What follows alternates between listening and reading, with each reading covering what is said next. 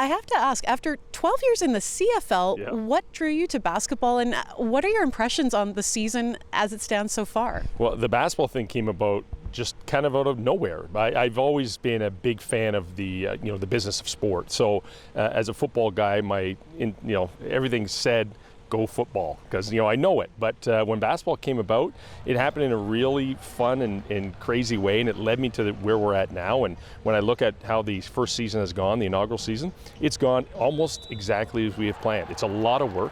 There's a lot of things we need to do better, but truthfully, we were able to get our brand out, the awareness is out there, and people respect and like the basketball and the events surrounding the basketball. So I feel like we did a tremendous job.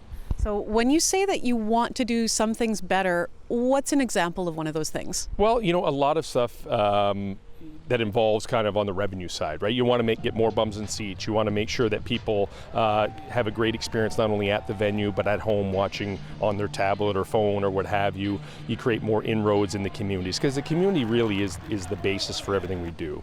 So if we can get more players out in the community, and then the Rattlers players have been great, and all across the country they've been great.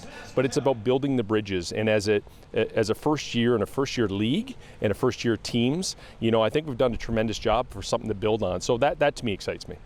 One of the things that we saw the Rattlers doing here in Saskatoon was even simple stuff like going and replacing the mesh at some of our basketball courts, mesh that hadn't been replaced in years.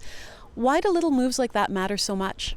Because they're easy to do, and they make a huge impact, right? So replacing a mesh on a net may seem like a trivial thing, a $6, $10 mesh.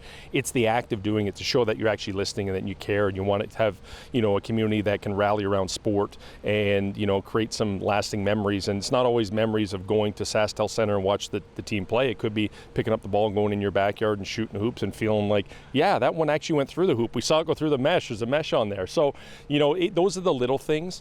And in all of our teams have done a great job responding to what makes their local community special, and then kind of delivering that message. You are talking about a second year and a third and a fourth? I hope we go for 20 and 30 and 40, and I'm not sure I'll be around to be in my position at that point, but if I am, then fantastic. This is a long-term play. This was something that we knew we had to make a very major investment, financially and from a time perspective. But the payoff in the long run, the results we'd be getting, the way the Raptors ended their season, and that run into the future of new basketball fans is tremendous. What did it mean to have the Rattlers going on such a run, to win everything? What did that do for teams like the Rattlers? I think there was only one day where the games conflicted. Right. We got hurt at the box office on those days because, Raptors fever took over. That's understandable. But it's what happens next year, and then 5 years from now, and 10 years from now, from the kids that are picking up basketballs for the first time and engaging in the provincial basketball associations. So the payoff is tremendous. The players that we have now in our league are all in their kind of mid-20s to late 20s, and they all grew up in the Vince Carter era. So imagine what it's going to be like now when the Raptors win an NBA championship.